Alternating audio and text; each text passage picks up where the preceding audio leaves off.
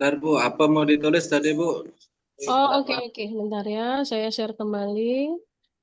Nggak masuk Ibu.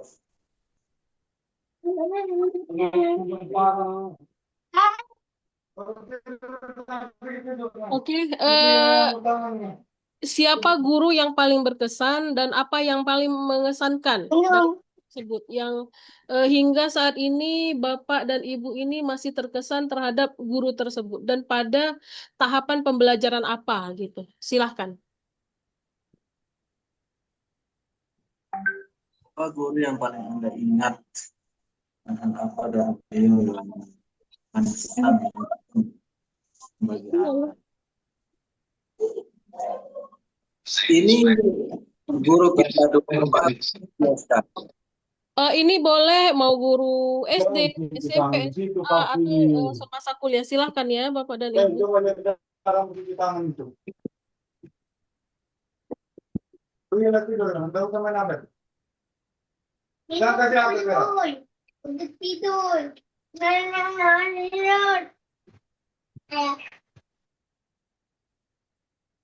Apa kuliah? Ya, Aceh. Recording in progress.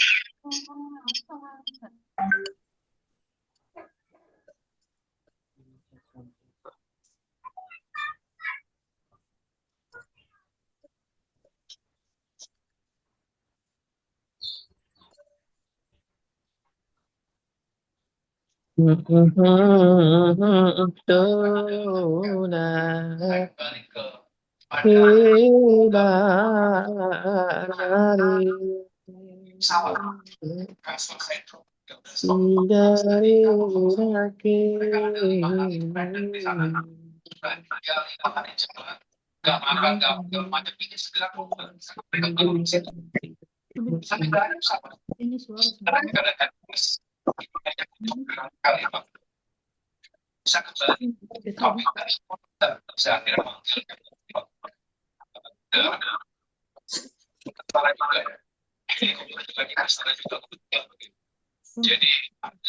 Ibu absen LMS juga.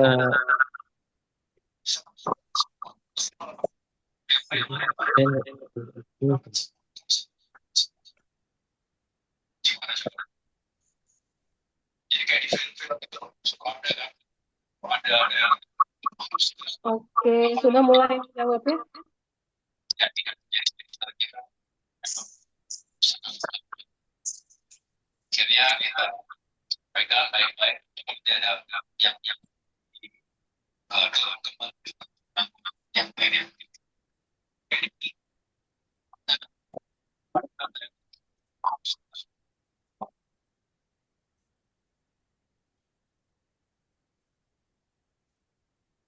Segala yang ada dalam diriku, susah dari semua itu.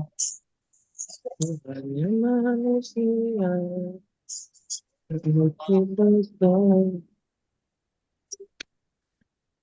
berita.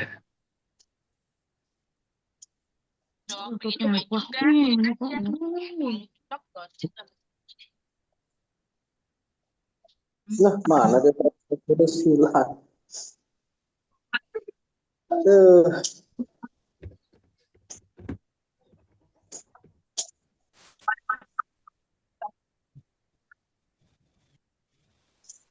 Baik, Bapak dan silakan langsung diisi ya, sambil saya bacakan.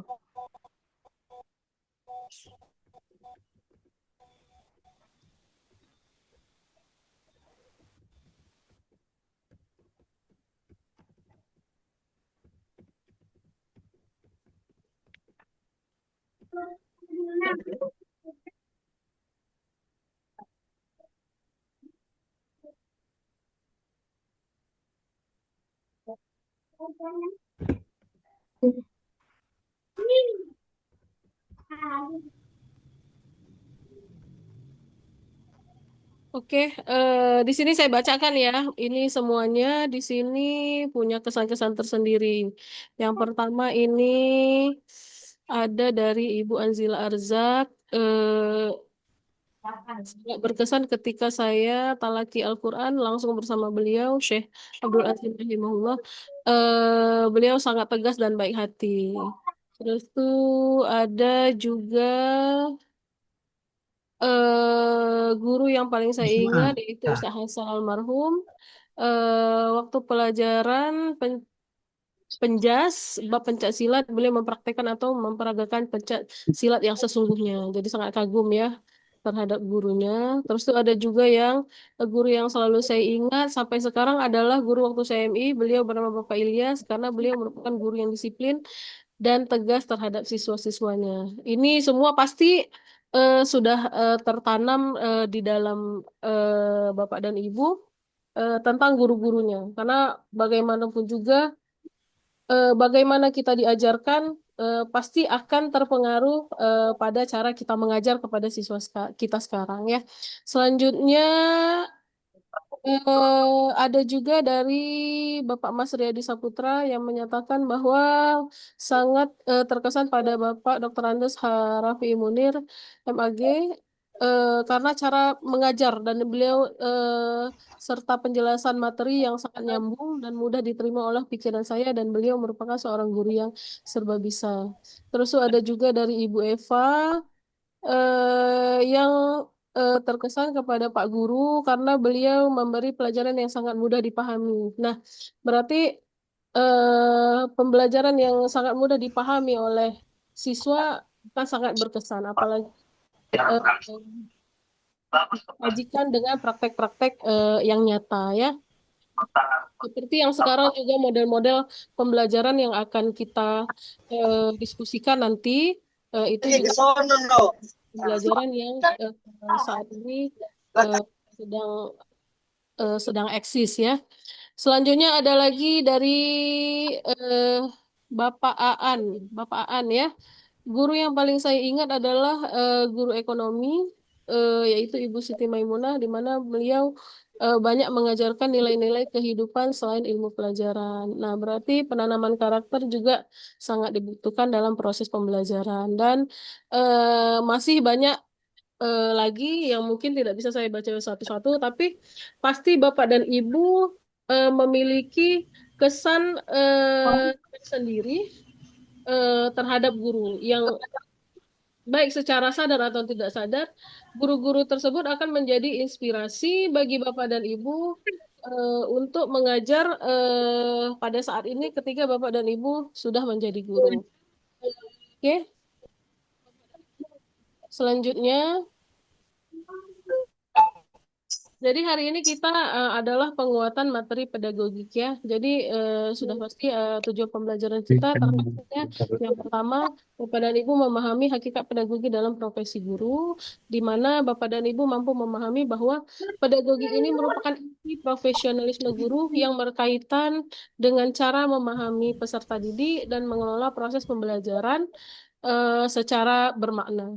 Selanjutnya, Bapak dan Ibu juga diharapkan mampu menerapkan prinsip pedagogik dalam pembelajaran, mampu mengaplikasikan prinsip pedagogik dalam merancang, melaksanakan, dan mengevaluasi pembelajaran sesuai dengan karakteristik peserta didik yang Bapak dan Ibu miliki. Selanjutnya, tujuan pembelajaran ini juga diharapkan Bapak dan Ibu dapat mengaitkan pedagogik dengan proses belajar di kelas sehingga dapat menghubungkan konsep pedagogik dengan pengalaman belajar nyata, sehingga pembelajaran menjadi reflektif dan kontekstual. Jadi pembelajaran yang reflektif dan kontekstual akan sangat bermakna bagi peserta didik kita. Nah, hakikat pedagogik itu sendiri ini ada sebenarnya ini ada di modul topik 1 ya. Pedagogi itu merupakan ilmu dan seni mendidik. Jadi pedagogi mencakup landasan keilmuan tentang cara mendidik sekaligus keterampilan praktis guru dalam mengelola pembelajaran secara efektif dan manusiawi. Selanjutnya, pedagogi ini juga fokus pada pembelajaran proses belajar peserta didik, di mana pedagogi menempatkan proses belajar siswa sebagai pusat pembelajaran, bukan sekedar penyampaian materi oleh guru. Nah, selanjutnya, hakikat pedagogi juga sebagai inti profesionalisme guru, di mana pedagogi jadi dasar kompetensi guru profesional karena dapat menentukan kualitas perencanaan, pelaksanaan, dan evaluasi pembelajaran. Nah, selanjutnya peran guru dalam pembelajaran. Yang pertama adalah fasilitator pembelajaran, di mana guru akan menjadi fasilitator pembelajaran yang akan memberikan fasilitas dalam proses belajar dan mengajar. Selain menjadi fasilitator pembelajaran, guru juga akan menjadi motivator dan pembimbing. Jadi motivator ini akan memberikan motivasi, keinginan mahasiswa untuk belajar serta membimbing siswa, maaf ya Bapak dan Ibu, kebiasaan mahasiswa aja. Menjadi pembimbing siswa dalam proses pembelajaran. Selanjutnya, guru juga akan menjadi evaluator dan reflektor, di mana guru akan menjadi orang yang mengevaluasi hasil pembelajaran dan proses pembelajaran, tidak hanya hasil tapi juga proses, dan juga menjadi orang yang merefleksikan bagaimana proses pembelajaran dan hasil pembelajarannya. Oke, selanjutnya karakteristik dan kebutuhan peserta didik ya. Jadi sebenarnya banyak karakteristik dan kebutuhan peserta didik, tapi di sini akan coba saya ringkaskan berdasarkan modul pada topik 2, di mana yang pertama peserta didik memiliki perbedaan perkembangan baik secara kognitif, afektif, sosial, dan budaya. Sehingga guru perlu memahami karakteristik individu untuk merancang pembelajaran secara inklusif. Dan selanjutnya, karakteristik dan kebutuhan peserta didik juga dibutuhkan pembelajaran efektif yang disesuaikan dengan kebutuhan, potensi, dan latar belakang siswa. Selanjutnya, nah, perencanaan pembelajaran pasti Bapak dan Ibu sudah ini ya, sudah sangat memahami. Di mana yang pertama perencanaan pembelajaran disusun berdasarkan capaian pembelajaran dan tujuan pembelajaran. Terus ada modul ajar, RPP, yang mengintegrasikan tujuan, kegiatan, assessment, serta perencanaan yang baik menjadi dasar pembelajaran yang terarah dan bermakna. Baik, Bapak dan Ibu, ini akan kita coba menguraikan sedikit tentang model-model pembelajaran yang ada di topik 4. Yang pertama ada PBL, Problem Based Learning. Yang kedua ada PGBL, Project Based Learning. Dan pembelajaran berdiferensiasi atau DBL, Differentiation Based Learning, dan Deep Learning. Mungkin Bapak dan Ibu ini sudah tidak asing lagi dengan model-model pembelajaran ini ya.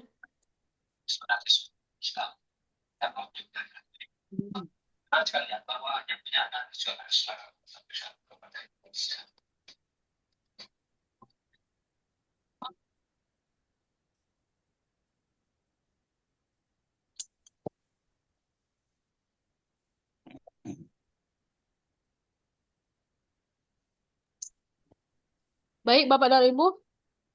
Nah, jadi ada PBL dan PGBL. Pembelajaran berbasis masalah dan proyek. Mungkin ini agak sedikit ada persamaan, namun tetap ada perbedaannya.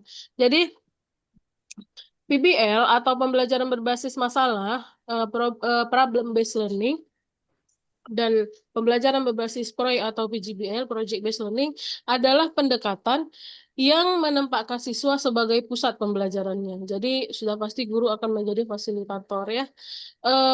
Bedanya PBL fokus pada pemecahan masalah yang nyata, sementara PGBL ini pada proyek, di mana melibatkan siswa dalam pengembangan suatu proyek yang nyata. Nah, untuk yang pertama, PBL, Problem Based Learning, adapun karakteristik utamanya adalah yang pertama, fokus terhadap masalah yang nyata. Nah, misalnya masalah dalam satu materi, misalnya fikih gitu ya, apa masalahnya. Jadi PBL berpusat pada pemecahan masalah yang relevan dan ada masalahnya yang akan diangkat sebagai sumber pembelajaran. Selanjutnya, eh, karakteristik yang kedua adalah tanggung jawab siswa. Jadi siswa diminta untuk bertanggung jawab penuh atas proses belajar dan penyelesaian masalah. Jadi terhadap masalah tadi, siswa diminta atau bertanggung jawab terhadap proses penyelesaian masalah tersebut. Nah, karakteristik yang terakhir adalah bahwa guru sebagai pemandu atau fasilitator. Nah, guru berperan sebagai pendukung dan pembimbing siswa dalam proses pembelajaran tersebut. Jadi ada masalah, mahasiswa menjadi tanggung jawab, diberikan tanggung jawab untuk menyelesaikan. Namun dalam hal itu guru bertanggung jawab sebagai pemandu pada proses pemecahan masalah tersebut. Sehingga masalah tersebut akan menjadi pembelajaran dalam materi tersebut. Oke. Selanjutnya yang membedakan dengan PGBL atau Project Based Learning adalah karakteristik utamanya pada PGBL yang pertama adalah desain mandiri. Jadi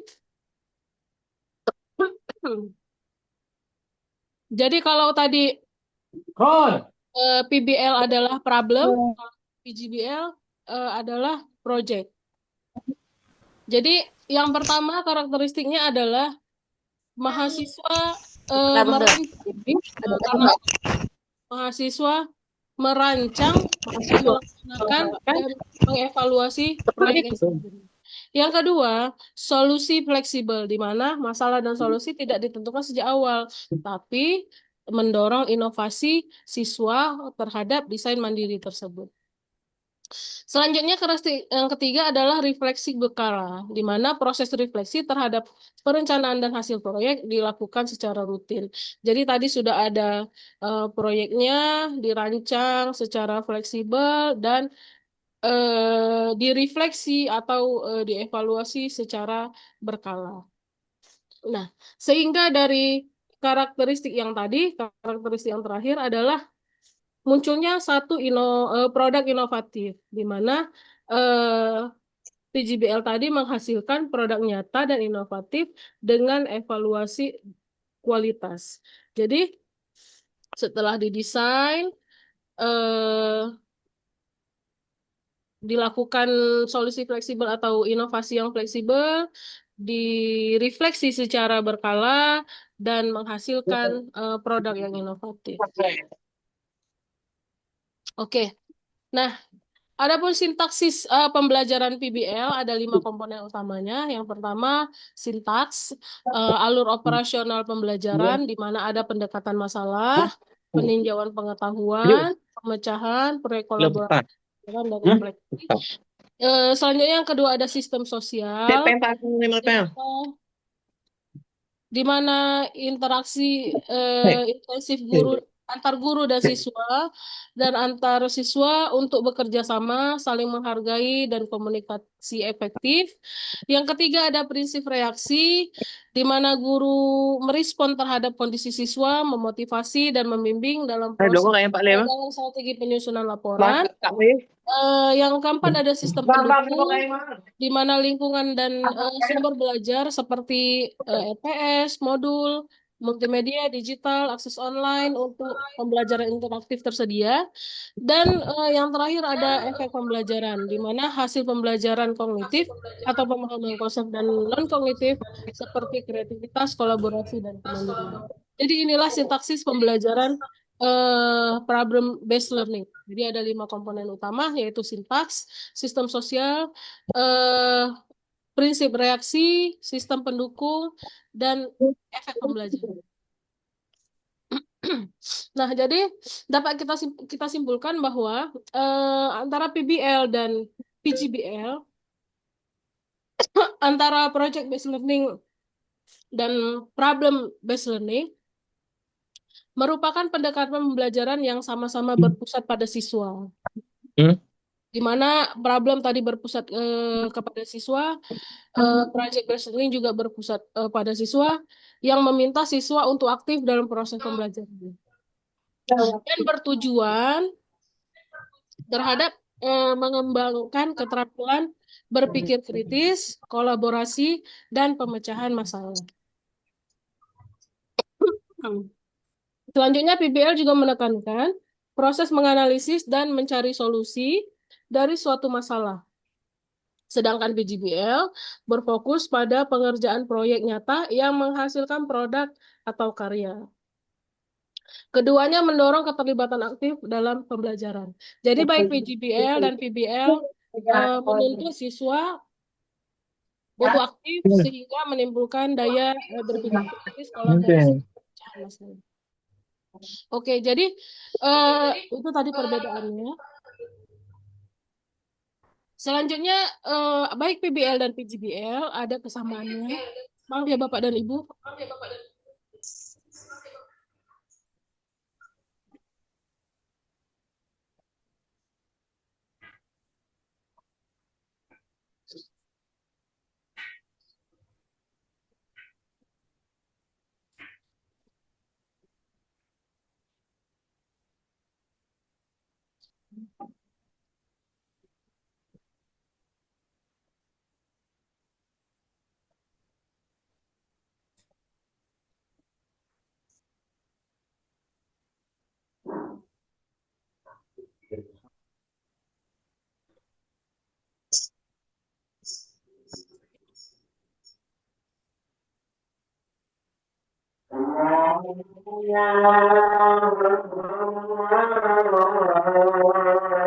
ya Bapak dan Ibu, saya agak batuk.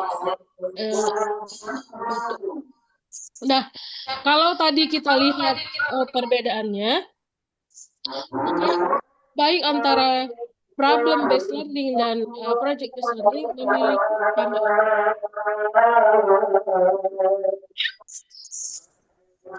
Kesamaan yang pertama itu bahwa baik PBL dan PGBL berpusat pada siswa yang dapat mendorong pembelajaran aktif.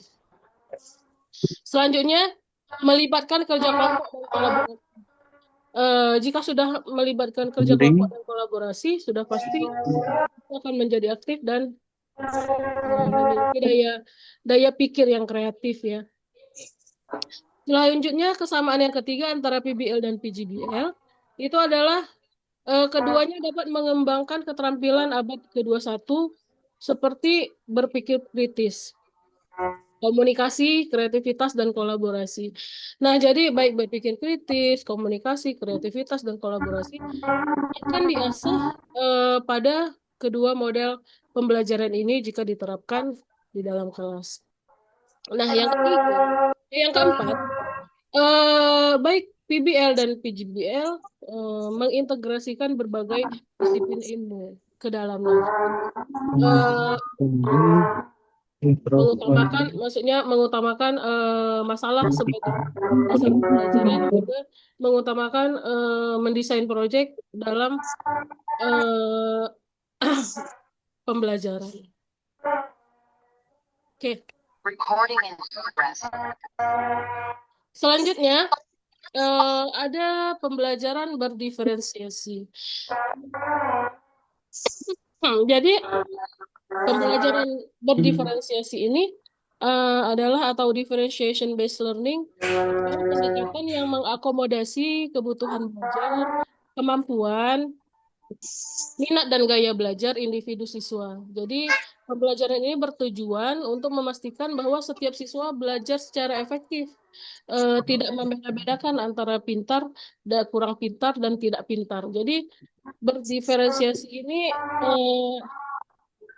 merupakan pembelajaran yang mengakomodasi kebutuhan siswa dalam belajar.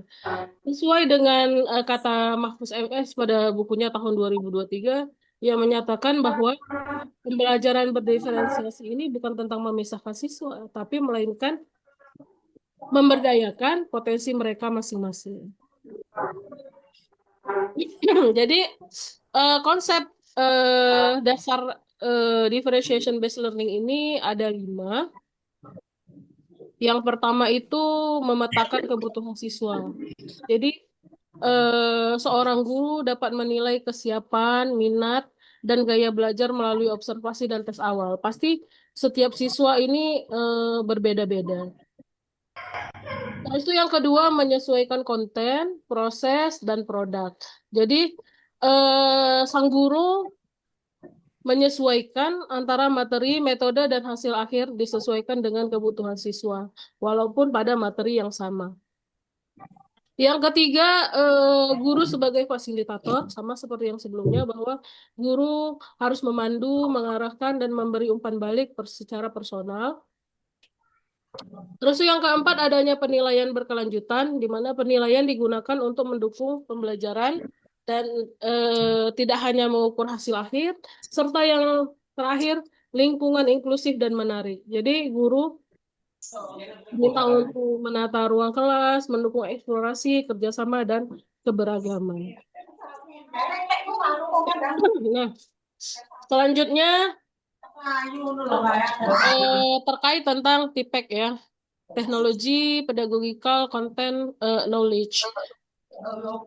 Jadi teknologi pedagogical content knowledge ini adalah kerangka kerja yang menggabungkan 3 jenis pengetahuan penting bagi guru untuk desain pembelajaran yang efektif. Yang pertama ada teknologi, di mana sang guru diminta untuk memiliki kemampuan menggunakan alat dan media digital. Yang kedua, pedagogik, di mana guru harus memiliki kemampuan dan model konten. Adanya pengetahuan mendalam tentang materi yang akan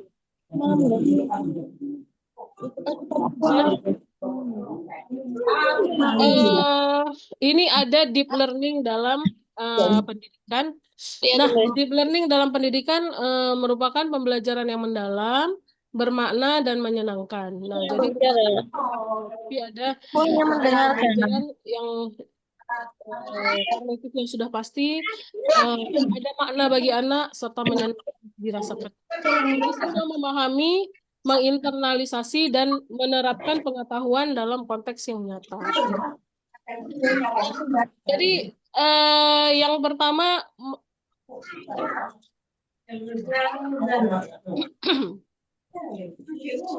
adalah mindful learning. Jadi perhatian penuh pada proses belajar. Jadi siswa dan guru itu menyadari potensi dirinya. Terus ada meaningful learning, di mana menghubungkan pengetahuan baru dengan yang sudah ada, fokus pada pemahaman mendalam, dan joyful learning. Jadi pembelajarannya itu menyenangkan dan menginspirasi, sehingga dapat meningkatkan motivasi intrinsik bagi siswa. Oke, selanjutnya ada topik tentang pendekatan dan strategi layanan bimbingan untuk supervisi klinis. Nah, jadi ini layanan bimbingan dan konseling atau BK berperan sebagai sarana pendampingan profesional dalam supervisi klinis pembelajaran bagi guru PPG. Selanjutnya ada supervisi klinis berbasis BK, bimbingan konseling, yang dilaksanakan secara reflektif, kolaboratif, dan berkelanjutan untuk membantu guru mengidentifikasi dan memecahkan masalah pembelajaran. Dan ada pendekatan dan strategi yang bertujuan untuk meningkatkan kompetensi pedagogi profesional dan kepribadian guru dalam praktik pengajaran. Oke, sampai di sini Bapak dan Ibu, ada yang ingin kita diskusikan? Apakah ada? Alhamdulillah, jelas Bu, alhamdulillah. Jelas Bapak dan Ibu. Saya yakin Bapak dan Ibu pasti ini sudah mengalami semua ya di kelas ya. Mungkin nanti kita, setelah saya habiskan slide-nya, kita akan diskusi untuk tahapan lanjut ya. Siap Bu, siap. Nah, selanjutnya ada pendidikan inklusi ya, pendidikan inklusi. Jadi pendidikan inklusi ini merupakan komitmen keadilan dalam proses pembelajarannya. Sekarang sedang digalak-galakkannya sekolah inklusi, dan mungkin di sekolah Bapak dan Ibu pasti ada sekolah, sudah diterapkan sekolah inklusi ya. Nah, jadi pendidikan inklusi adalah komitmen terhadap pendidikan yang adil dan setara, menghargai keberagaman termasuk anak berkebutuhan khusus atau ABK. Jadi diupayakan bahwa anak ABK, anak yang memiliki berkebutuhan khusus, selama masih bisa di disetarakan, maka dapat sekolah di sekolah umum. Apa tujuannya? Tujuannya adalah memberikan kesempatan belajar yang sama dalam lingkungan tanpa adanya diskriminasi atau lingkungan non-diskriminatif. Jadi komponen utama dalam pendidikan inklusi itu adalah yang pertama peserta didik. Jadi ada peserta didik biasa atau peserta didik yang lain, peserta didik yang ABK atau anak berkebutuhan khusus. Yang kedua adanya identifikasi dan asesmen. Yang ketiga diterapkannya kurikulum fleksibel dan adaptif. Jadi kurikulum itu diterapkan secara fleksibel dan dapat diadaptasi dan diterapkan bagi siswa. Yang keempat, adanya metode pembelajaran yang variatif atau bervariasi. Jadi metode pembelajaran ini tidak hanya satu, tapi juga bervariasi. Selanjutnya, adanya sumber daya dan dukungan, serta adanya evaluasi dan refleksi berkelanjutan. Jadi evaluasi dan refleksi tetap harus ada pada setiap proses. Nah, guru profesional di era digital. Jadi ini kembali lagi profesional di era digital dan AI. Jadi tidak menutup kemungkinan bahwa zaman semakin berubah, mau tidak kita sebagai guru harus melek teknologi untuk mengikuti PPG saja, mau tidak mau harus melek teknologi ya Bapak dan Ibu. Nah, jadi guru di era digital adalah pendidik profesional yang membimbing, menilai, dan mengevaluasi peserta didik secara holistik. Mereka harus memiliki keterampilan teknologi, inovasi, fleksibilitas, dan kemampuan menggunakan data. Nah, jadi ini terkait dengan TIPEK tadi ya. Jadi TIPEK juga model yang mengedepankan teknologi. Nah, jadi adanya integrasi AI. Nah, saat ini AI banyak ya, artificial intelligence itu ada ChatGPT, Gemini segala macam. Mau tidak mau kita harus memang melek teknologi. Jadi AI dapat mempersonalisasi pembelajaran dan memberikan umpan balik dengan cepat. Namun penggunaan AI harus dengan pertimbangan etika. Jadi jangan sampai adanya plagiasi. Nah, selanjutnya apa tantangannya? Pasti ada tantangan. Adanya ketimbangan akses teknologi, kurangnya pelatihan guru dan resistensi terhadap perubahan adalah hambatan utama. Jadi guru memang harus belajar terhadap era digital ini, karena sekarang semuanya sudah digitalisasi. Bahkan sekarang kita lebih ini ya. Sekarang kita malah lebih sering kalau belanja itu cashless. Kita udah jarang bawa uang kontan. Tapi nggak tahu juga ya Bapak dan Ibu, mungkin di daerahnya masih secara manual. Tapi kalau kebanyakan sekarang orang sudah cashless. Lebih baik ketinggalan dompet daripada ketinggalan HP, karena di HP ada semuanya, ada. Oke. Nah, AI ini juga menjadi agen perubahan. Nah, jadi guru saat ini dengan era digitalisasi yang sangat berkembang ini, guru perlu menjadi agen perubahan proaktif. Nah, memanfaatkan AI secara bijak sambil mempertahankan nilai moral. Nah, jadi mau tidak mau guru memang harus pintar menggunakan fiskal intelligence ini. Namun dia tetap melahirkan nilai etika dan moral. Oke. Nah, jadi kalau dari tadi sudah kita bahas tentang model pembelajaran, kira-kira pemilihan model pembelajaran yang mana yang baik bagi siswa? Sebenarnya semua model pembelajaran itu bagus. Sudah diteliti, sudah diaplikasikan oleh berbagai guru dan para peneliti. Nah, jadi kita sebagai guru harus bijak. Yang pertama, pemilihan model pembelajaran itu harus kita sesuaikan dengan tujuan pembelajaran. Jadi tidak semua materi itu boleh Iya deh. jadi harus kita sesuaikan dengan tujuan pembelajaran. Terus yang kedua, perhatikan juga karakteristik siswa kita bagaimana. Dan yang ketiga, pertimbangkan materi dan konteks yang akan diberikan kepada siswa. Nah, selanjutnya asesmen pembelajaran. Nah, jadi asesmen pembelajaran ini pasti dan sudah dibaca. Nah, yang pertama ada asesmen diagnostik, sumatif, terus ada asesmen otentik, dan ada umpan balik sebagai alat belajar.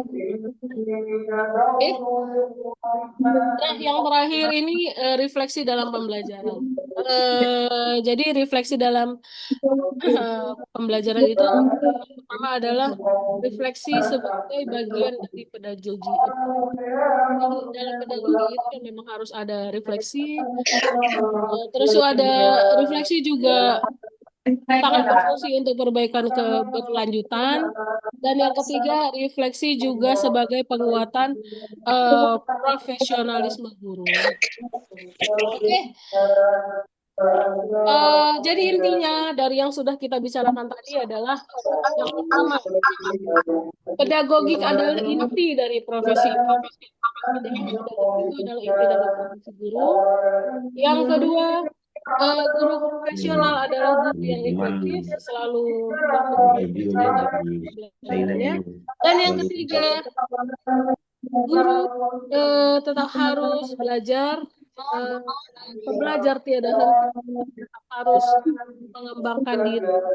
Oke, mungkin sampai di sini ada yang ingin ditanya, Bapak dan Ibu, kita diskusi. Atau kita diskusi.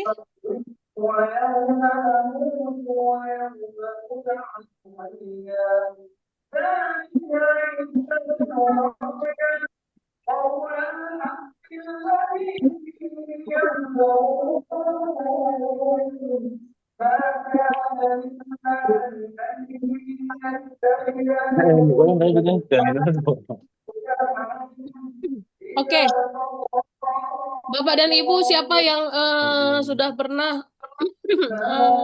menerapkan PBL dan PJBL? Mungkin bisa berbagi pengalaman di sini.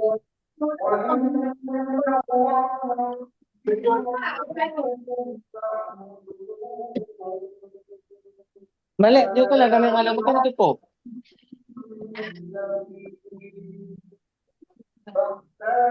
Maaf Bu, izin sholat zuhur. Daerah mana Bapak dan Ibu ini yang izin sholat zuhur?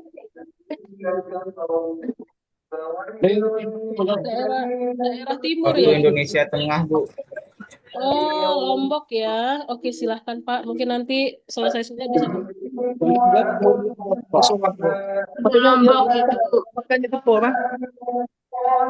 Oke, Bapak dan Ibu, izin bertanya, ini dari daerah mana aja ya? Lombok, ini satu Lombok.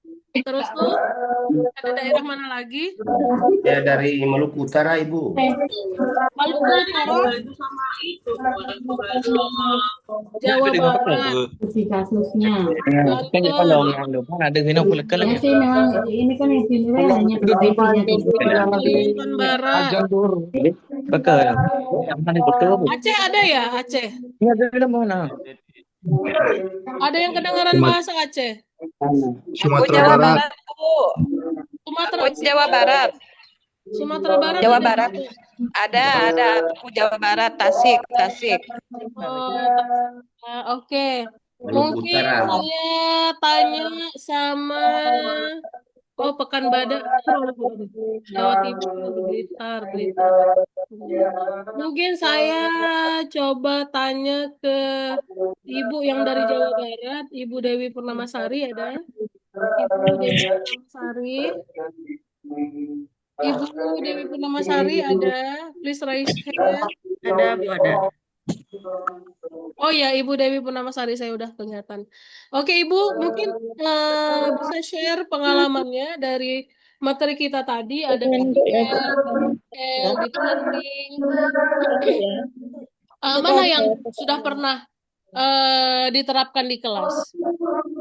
Terus Bapak ada materi fikih ya? Ya, terima kasih Bu.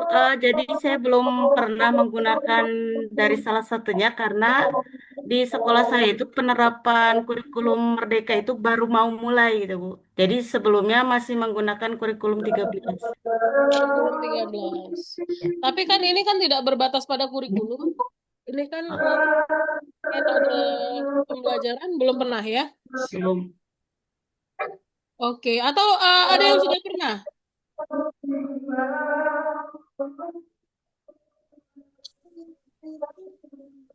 Mungkin dari yang jauh ya, saya di Aceh. Ini Ibu ada yang di Papua, yang di ujung dari ujung ke ujung ini Ibu Elia Jamal ada, Ibu Elia Jamal. Ibu Elia Jamal. Ibu Elia Jamal ada.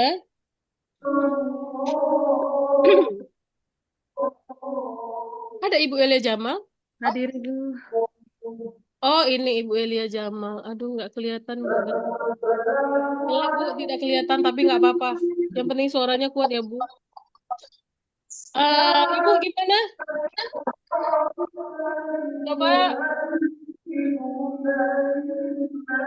Coba share pengalamannya, Bapak Ibu. Pernah menerapkan PBL? Pernah menerapkan PBL? Maaf Ibu, izin untuk Bapak Hasim itu suaranya mengganggu. Mungkin Bu Elia Jamal tidak kedengaran. Iya, Ibu Elia Jamal masih mute. Ibu Elia? Oke, masih mute. Oke, mungkin yang lain. Mungkin Pak Aan? Silakan Pak Aan. Mungkin Pak Aan. Kalau di tempat saya sudah menerapkan deep learning.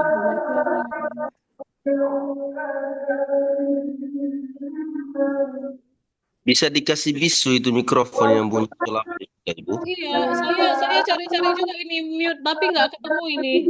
Di mana ini? Di mute semua dulu Bu. Oh, Pak, saya cari dulu ini di mana ini.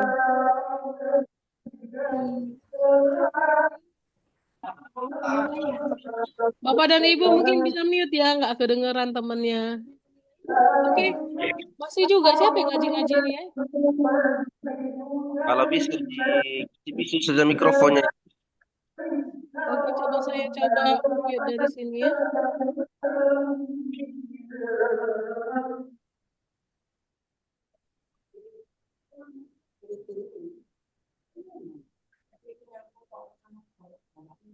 Oke, coba Bapak Aan.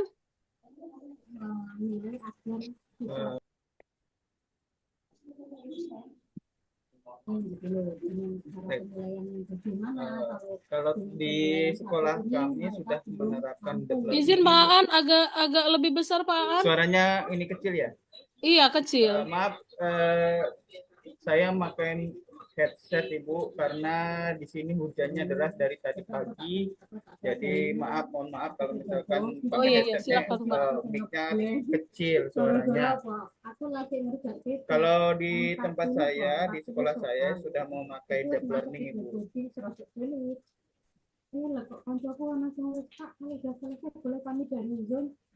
Halo Pak. Halo. Halo, iya Pak. Gimana Pak? Kalau di sekolah saya sudah menerapkan kurikulum merdeka Ibu pakai deep learning. Aku mau kurang berapa ya? Tapi kurang 20 menitan. Ada 70 menit. Suaranya tidak kedengaran, Pak An.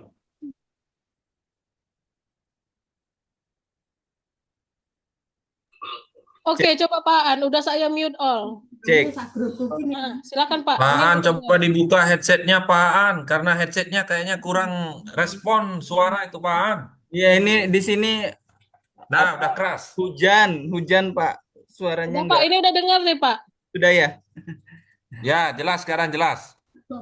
Kalau di sekolah kami sudah menerapkan deep learning Ibu untuk modul ajarnya. Iya.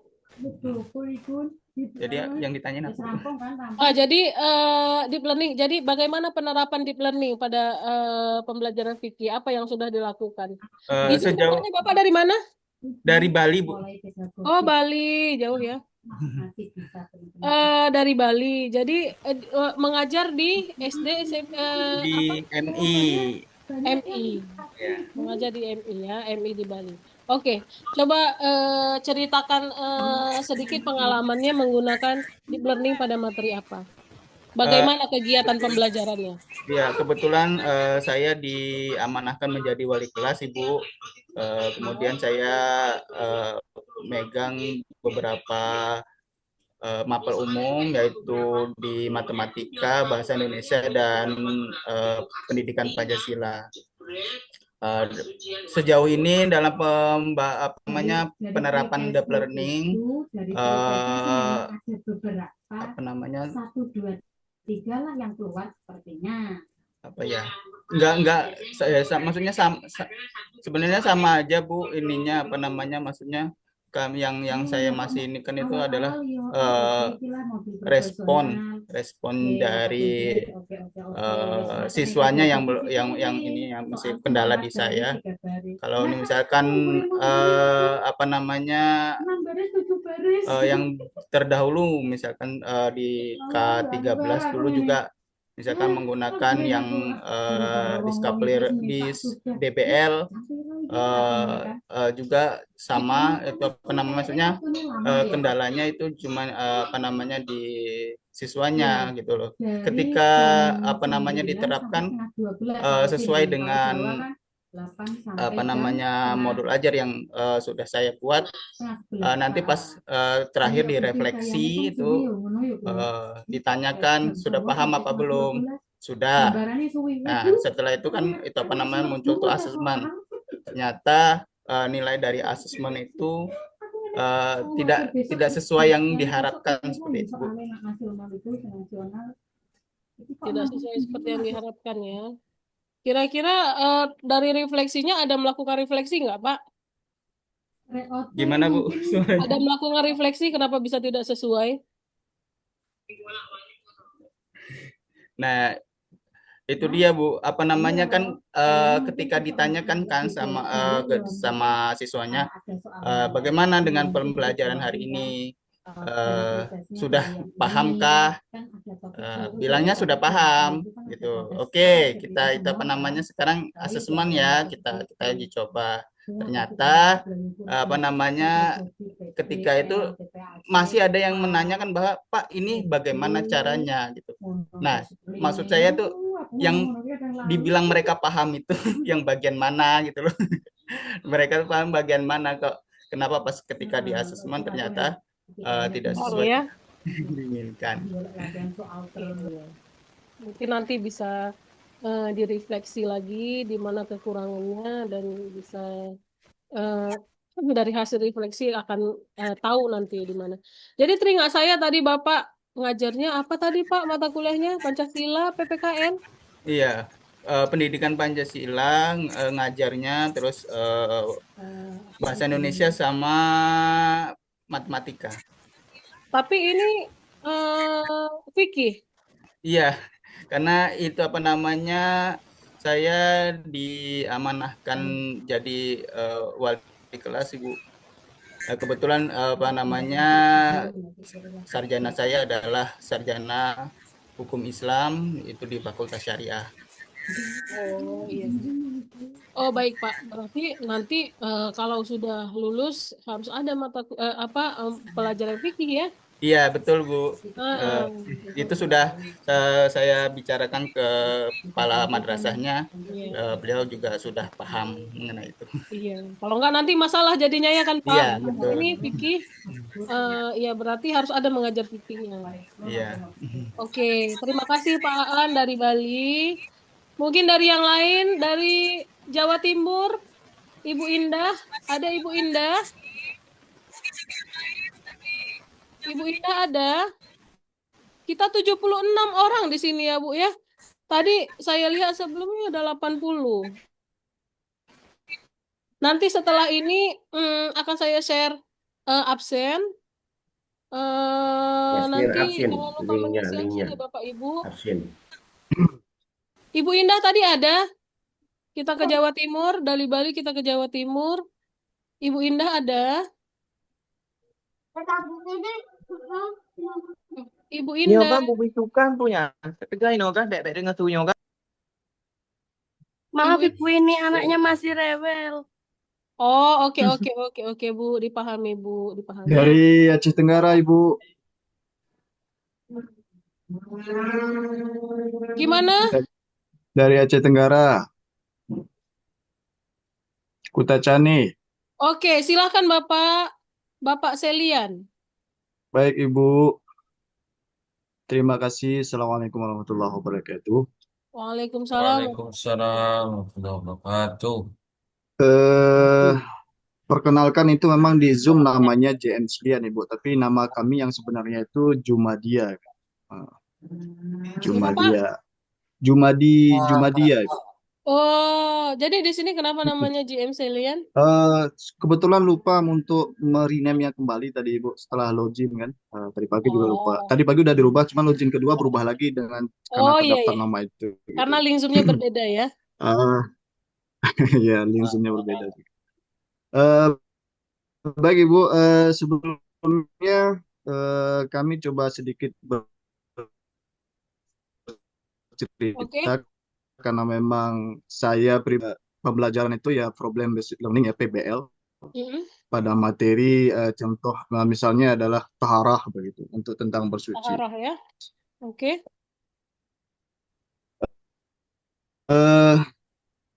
Ya taharah. Pada saat awal pembelajaran saya menyajikan sebuah permasalahan yang siswa yang akan melaksanakan sholat tetapi mengalami kondisi tertentu seperti keterbatasan air atau terkena najis di tempat umum. Nah, lalu kemudian siswa ini saya bagi ke dalam beberapa kelompok kecil. Setiap kelompok ini dimintai untuk menganalisis permasalahan berdasarkan dalil Al-Quran atau hadis dan hadis dengan ketentuan fikih yang mereka telah pelajari gitu. Siswa di sini saya minta untuk mencari solusi dengan mengkaji buku fikih, catatan pelajaran dan hasil diskusi kelompok. Dalam proses pembelajarannya, saya sebagai guru juga berperan sebagai fasilitator atau dan pendamping lah untuk mengarahkan siswa agar tetap sesuai dengan kaidah fikih dan tidak menyimpang dari tujuan pembelajaran. Nah, setelah diskusi selesai, setiap kelompok ini saya minta untuk mempresentasikan hasil pemecahan masalah yang mereka sudah diskusikan. Kemudian kelompok lain juga sama, memberikan tanggapan. Lalu kita kemudian bersama-sama untuk menyimpulkan hukum fikih yang tepat dari permasalahan tersebut. Nah, melalui pembelajaran ini, siswa yang tadinya yang tidak hanya memahami teori fikih, tetapi juga mampu menerapkan hukum fikih dalam kehidupan sehari-hari. Namun mungkin di sini kelebihan kalau saya melihat, ya Bu ya, Kalau saya melihat kelebihan dari PBL ini dalam pembelajaran fikih, ini memang pertama sangat membantu siswa untuk memahami fikih secara, kalau boleh disebut secara aplikatif gitu ya. Lalu kemudian juga eh, siswa itu melatih berfikih berdasarkan dalil. Juga yang ketiga untuk meningkatkan diskusi keagamaan yang sehat dan juga menumbuhkan sikap rasa tanggung jawab dan kerja sama. Ini kalau saya lihat namanya kelebihan dari PBL dalam pembelajaran fikih. Namun di sisi lain, kalau saya melihat kelemahan dari PBL juga mungkin ini hanya sebagai untuk ini saja ya, sebagai yang saya lihat gitu ya selama di praktek di lapangan gitu. Ada beberapa mungkin yang mungkin secara penilaian saya saja ya, pertama kelemahan yang mungkin menurut saya ini pendapat membutuhkan waktu yang memang agak cukup lama gitu. Eh, karena memang tentang pembahasan dalil dan kasus karena kalau dilihat di fikih ini kan banyak kasus ini yang tidak bisa dilakukan secara singkat, namun memang hanya butuh waktu lama untuk bagaimana supaya menjelaskan kepada murid-murid. Lalu kemudian ada lagi pemahaman siswa ini yang kadang-kadang ya juga berbeda-beda, tidak sama. Uh, Disinilah mungkin sedikit bagaimana supaya siswa ini dengan kemampuan yang bisa dikatakan rendah, kadang juga kesulitan untuk memahami dalil fikih gitu. Kemudian kalau saya melihat juga ada sedikit kelemahannya yang juga berpotensi memunculkan atau mungkin perbedaan pendapat yang juga kepada murid-murid yang lain itu sangat membingungkan. Oh ini boleh, oh ternyata kok sebagian lain mengatakan sah, sebagian lain mengatakan tidak sah. Nah, ini lalu mana yang harus kita pegang? Gitu. Lalu kemudian yang terakhir mungkin juga di sini ini peran guru yang mungkin harus menguasai materi yang dengan sangat baik, bukan hanya kepada satu pendapat. Misalnya kalau memang kita juga ingin membicarakan pendapat yang lain gitu ya, tapi juga memang kita harus sebagai guru itu ya betul-betul literasi kita juga harus kita tingkatkan gitu, pengetahuan kita harus kita tingkatkan. Rasanya itu Bu, berbagi sedikit pengalaman tentang PBL di sisi baik dari kelebihan maupun kelemahannya. Terima kasih Ibu. Baik, terima kasih Bapak Pak apa siapa tadi Pak? Selian Jumadi. Jumadi. Wah. Pak Jumadi, karena tadi namanya Jumadi beda ya. katanya ya Pak Jumadi. Dari Aceh, Iya, Bu. Dari Aceh Tenggara, Kuta Cane. Kota Bu. Cane ya Pak. Aman ya Pak di Kota Cane? Aman Pak di Kota Cane? Alhamdulillah aman Ibu. Cuma di Aman kecamatan ya. lain yang kita ada 23 kecamatan, ada yang 10 kecamatan yang terdampak Ibu. Oh yang terdampak ya. Oh ya Bapak tadi saya lupa Iya, tanya, Ibu. Bapak mengajar di MI Fikih, MTS Ibu. MTS SMA ya. aliyahnya juga. Iya, MTS dan Iya. MA ya Pak ya. Oke, sangat MTS dan baik ya. MA. Tadi Iya. sudah Iya. diaplikasikan PBL problem based learning pada materi taharah ya. Sudah bisa merefleksikan Iya. di mana kelebihannya, di mana kekurangannya. Yang mana nanti kekurangan akan menjadi perbaikan di masa depannya ya. Oke, baik. Terima kasih kepada Iya, Bapak insya Allah. Jumadi. Mungkin apa Baik, yang Ibu. dilakukan pengalaman dari Bapak Jumadi tadi bisa menjadi pembelajaran juga bagi Bapak dan Ibu lainnya. Oke, kita tadi sudah temu satu terkait PBL. Oke, PJBL atau Project Based Learning. Mungkin ada yang sudah pernah mengaplikasikannya di kelas. Mungkin silahkan siapa?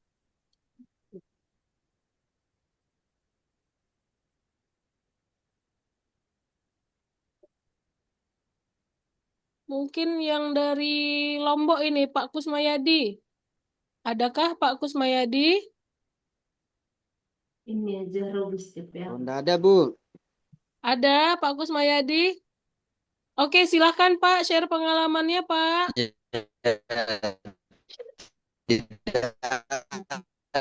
Tidak. Nah, ikut di mana? Kalau Gimana Pak Kusmayadi? kalian nanti terapi apa saya? Yang kalam tapi kalam dia juntu, parnigo. Ya lah anak siapa apa? Itu saya ketemu apa jumlah ini tuh. Jadi mesti Gimana Pak Kusmayadi? Bisa share pengalamannya?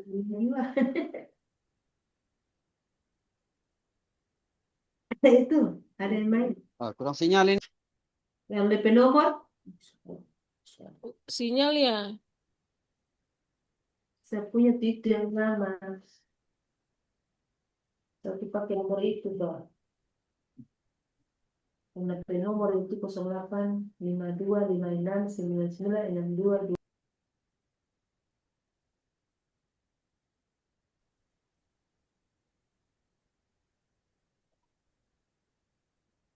Oke Bapak dan Ibu. Nah jadi ini materi kita ini sudah pasti nanti akan keluar di UP dan UKIN ya. Jadi kalau UP uji pengetahuan itu nanti ada sekitar 60 soal yang akan Bapak dan Ibu kerjakan itu selama 120 menit. Jadi satu soal 2 menit ya, satu soal 2 menit. Jadi nanti akan ada, maksudnya materi-materi kita ini akan masuk ke dalam soal itu. Kalau ditanya soalnya seperti apa, mungkin nanti soalnya ada yang pilihan ganda gitu. Jadi pilihan ganda itu sifatnya banyak gitu, panjang-panjang gitu soalnya. Tapi nanti bisa Bapak dan Ibu melihat pada kata kuncinya. Nah, gitu ya. Nah, jadi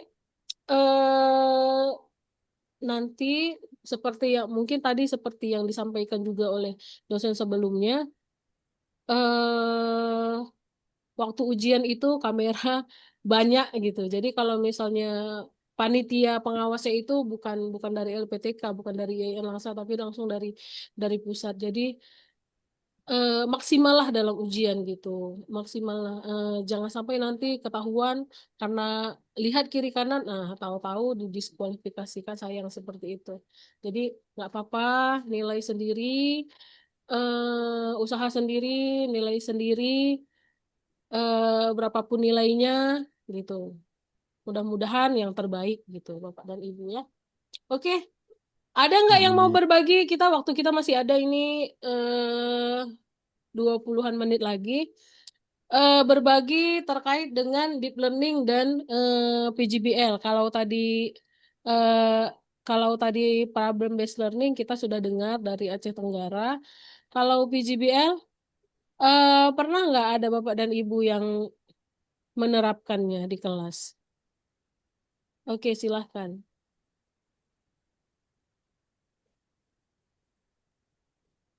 Ibu Ma'rifatul Arifah. Jangan, tidak boleh. Ibu Ma'rifatul Arifah mungkin?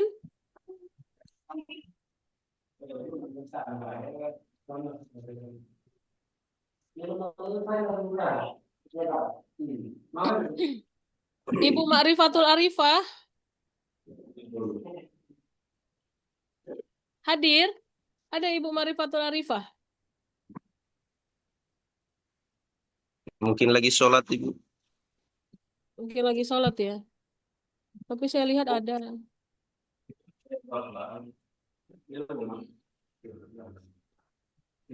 Gini, Bu. Bapak halo, Ibu. Ahmad Rahman? Ya, siap. Saya dari NTT. NTT. Labuan Bajo. Jauh. Iya, Bu. Untuk pembelajaran deep learning yang disampaikan oleh Ibu itu tadi, kebetulan saya kan di SD MI. Sementara kami anak-anak di sini untuk memahami tentang bahasa Indonesia itu, mereka belum terlalu fase ya, sehingga kebanyakan kami di dalam ruangan itu menggunakan bahasa daerah. Sehingga dalam hal ini untuk menggunakan deep learning yang disampaikan oleh Ibu itu untuk tingkat SD atau MI itu kami belum bisa lakukan itu, Bu. Soalnya kan mereka tidak paham tentang itu, tentang diskusi itu, Ibu. Sehingga kemungkinan kalau di tingkat SMP atau MTS atau SMA, mungkin untuk melakukan deep learning atau bahan diskusi yang pernah disampaikan oleh teman guru satu tadi itu, mungkin itu hal yang wajar karena mereka sudah memahami tingkat soal bahasa.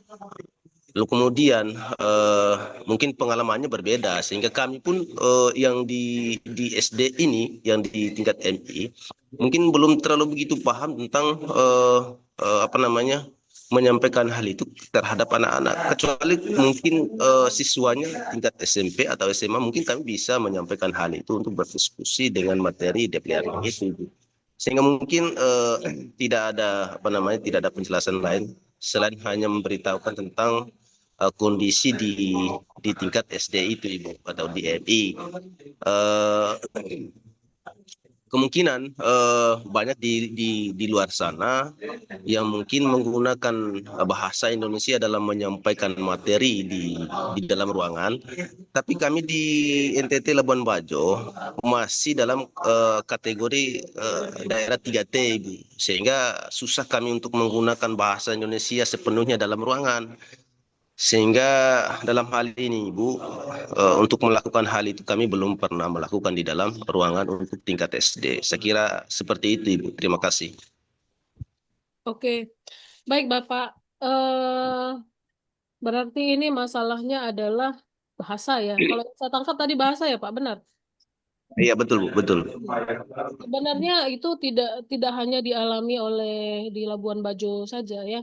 Bahkan di Aceh pun banyak yang tingkat SD itu masih banyak yang menggunakan bahasa daerah gitu ya. Karena kita tidak dapat pungkiri bahwa bahasa anak-anak itu adalah bahasa ibunya. Dan Iya.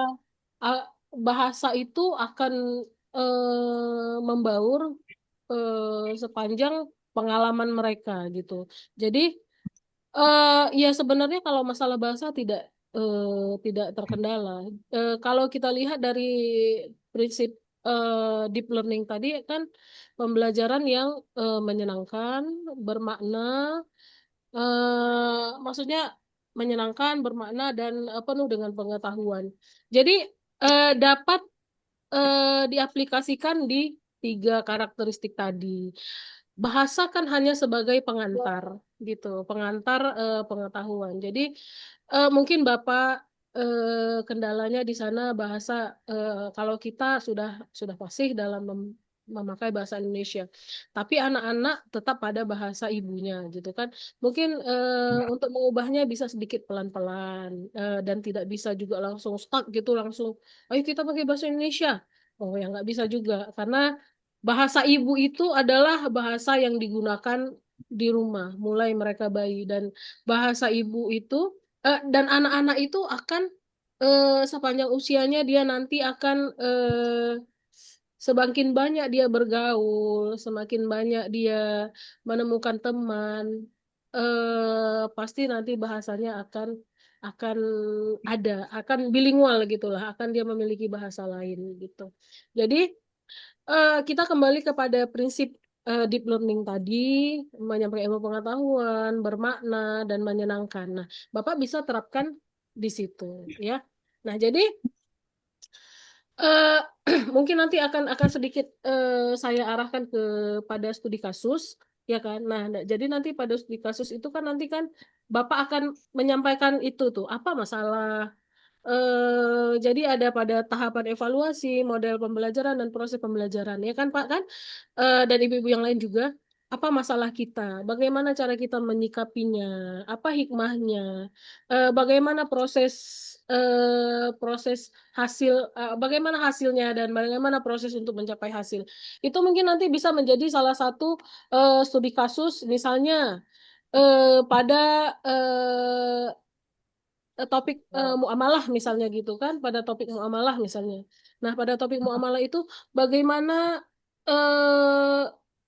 apa namanya, maksud saya bagaimana masalah yang dihadapi pada topik muamalah. Misalnya salah satunya yaitu tadi dalam bahasa gitu. Bahasa itu bagaimana Bapak dan Ibu menyikapinya, tapi dan memberikan solusi untuk itu. Tapi itu sebagai contoh saja gitu. Jadi masalah-masalah yang Bapak dan Ibu temui nanti bisa diceritakan pada studi kasus gitu. Jadi apa saja yang sudah pernah dilakukan, apa saja yang sudah pernah dikembangkan, apa saja yang sudah pernah dievaluasi, dan bagaimana cara Bapak dan Ibu mengambil hikmah dari kejadian tersebut, maka itu nanti bisa diajukan pada studi kasus. Nah, jadi ini salah satu sudah kita temui bahwa masalah adalah di bahasa ya.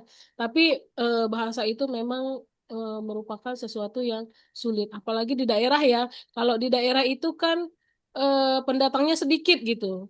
Bahkan pendatang harus mengikut gitu ya kan, betul ya kan Pak? Misalnya eh, di kelas itu orang Labuan Bajonya ada 10, pendatangnya cuma 2. Mau nggak mau nanti yang pendatang pun jadi bisa bahasa Labuan Bajo. Kalau nggak mereka nggak ditemani, ya kan? Nah, jadi itu biasa dan itu lumrah dan itu tidak hanya terjadi di Labuan Bajo. Jadi saya pernah hari itu ke saya asesor juga, asesor visitasi. Saya pernah visitasi itu ke Aceh. Jadi Aceh besar. Jadi Aceh besar itu sebenarnya di lingkaran Banda Aceh. Tapi sempat pusing juga karena saya kurang fasih bahasa bahasa Acehnya. Ketika satu sekolah itu anak-anaknya pakai bahasa Aceh semua gitu. Walaupun saya ngerti, tapi kan saya kurang ini. Jadi gurunya juga segan sama saya. Aduh, kayak mana ini Bu? Anak-anak bahasa Aceh semua gitu ya kan? Ya nggak ada masalah. Yang penting pembelajaran tetap berlangsung. Apa yang Ibu sampaikan pengetahuannya tetap terlaksana. Proses pembelajaran seperti berlangsung seperti seharusnya. Jadi nggak ada masalah terkait bahasa. Mungkin nanti Bapak sebagai gurunya bisa sedikit menyisipkan sehingga nanti akhirnya anak-anak akan terbiasa menggunakan bahasa Indonesia. Oke, mungkin ada lagi Bapak dan Ibu. Terima kasih Bapak eh, Bapak apa tadi ya?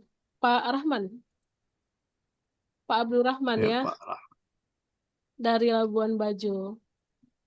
Oke, yang lain Baik, masih ada waktu kita. Mungkin Bapak dan Ibu, ibu-ibunya mana ini? baik Ibu, mungkin izin sedikit untuk menambah. Tidak. Boleh izin itu Bapak ini ya, menambahkan Pak Ibu Jumadi ya. Silakan Pak. Jumadi.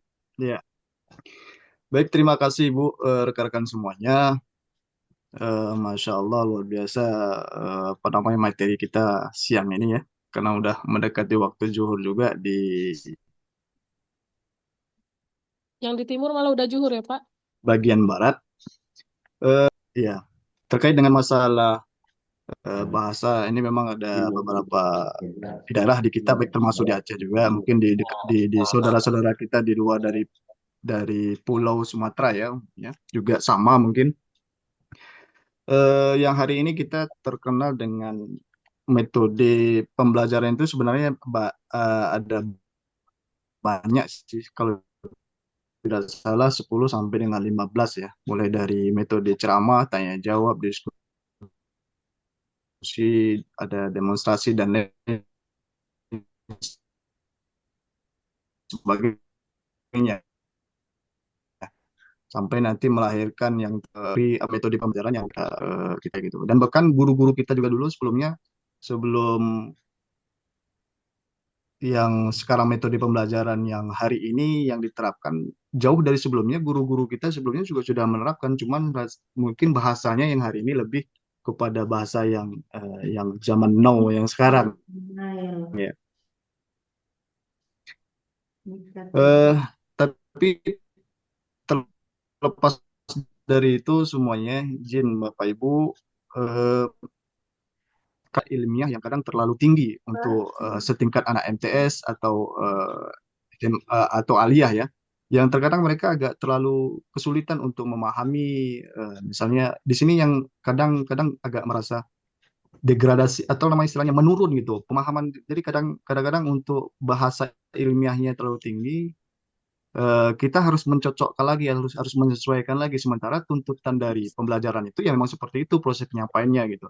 Nah, seperti yang tadi Bapak sampaikan, yang dari Bapak dari rekan saudara kita tadi, ya memang kadang-kadang dari bahasa pun mereka masih kesulitan, konon lagi untuk kadang-kadang bahasa ilmiah yang disampaikan, yang didapat dari metode pembelajaran ini. Ini yang sangat kadang-kadang memang di kita sebagai guru pun agak sedikit kewalahan untuk memberi pemahaman kepada mereka. Yang tadi itu memang misalnya contoh seperti proses PBL ini memang ditekankan kepada anak-anak itu memang bukan hanya sekedar untuk mencari akar masalahnya, lalu mereka juga harus mencari berpikir secara kritis, kenapa seperti ini, kenapa tidak begini, kenapa harus begitu. Ini yang mereka dituntut juga untuk berpikir supaya kritis gitu, dalam artian kritisnya ya mencari kebenaran.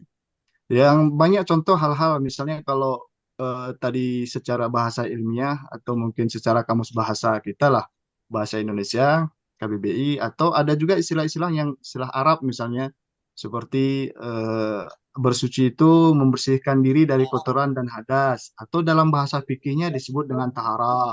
Nah, ada juga yang bahasa-bahasa yang terkadang juga murid ini sangat sangat minim gitu, sangat agak kurang pemahamannya, seperti contoh najis mutawasitah, yang mereka juga berpikir apa sih najis mutawasitah gitu.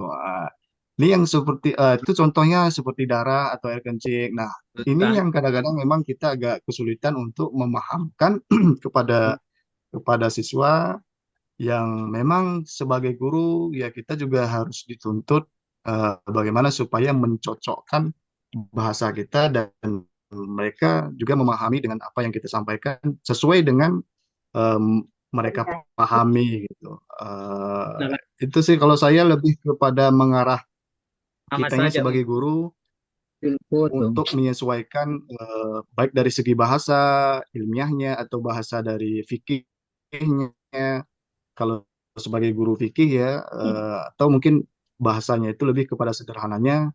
Terlebih hari ini terkadang untuk bahasa Indonesia atau bahasa Melayu pun kadang-kadang kita masih jauh begitu, masih agak kurang. Konon kalau udah masuk kepada bahasa ilmiah, bahasa fikih, bahasa Arab dan lain sebagainya.